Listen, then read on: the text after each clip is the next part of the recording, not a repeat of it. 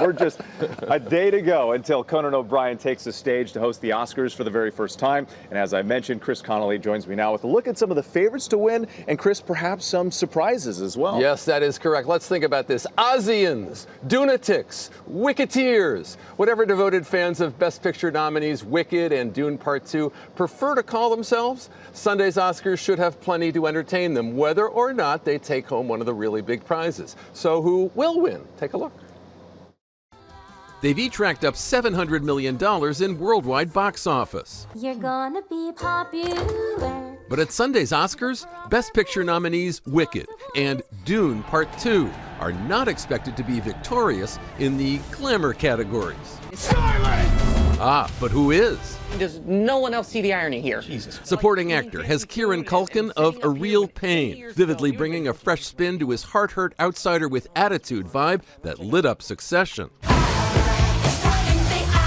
Supporting actress has film franchise mainstay Zoe Saldana, the dancing, singing, soul survivor to emerge from the wreckage of the Emilia Perez Oscar campaign. Fixing to bet against Demi Moore in Best Actress? Well, it's your money. Remember that Golden Globe speech. 30 years ago, I had a producer tell me that I was a popcorn actress, and I bought in and I believed that.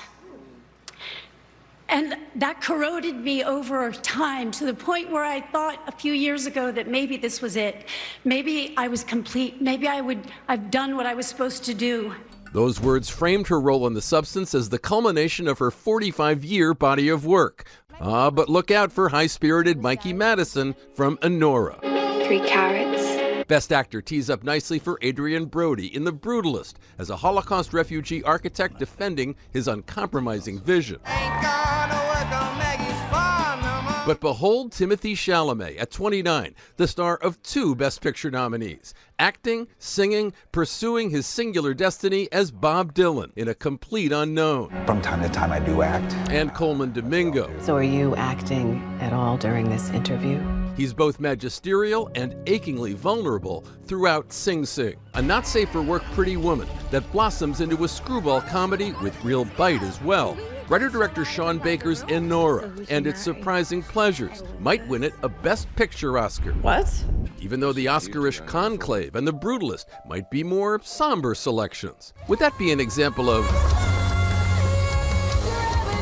defying gravity?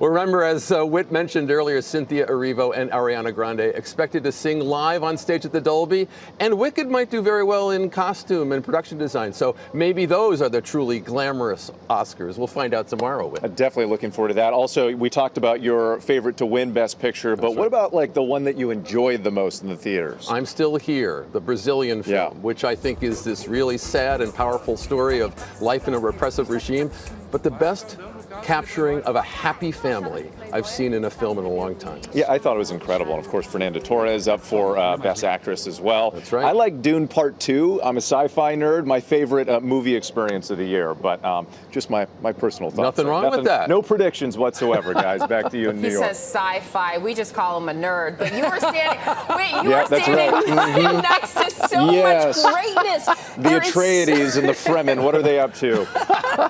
There is so much knowledge. It's all about spice. That Chris Connelly has when it comes to Oscars and all things award shows. So love when Chris can give us his 2 cents and his favorites. All of that, Chris. Thank you all.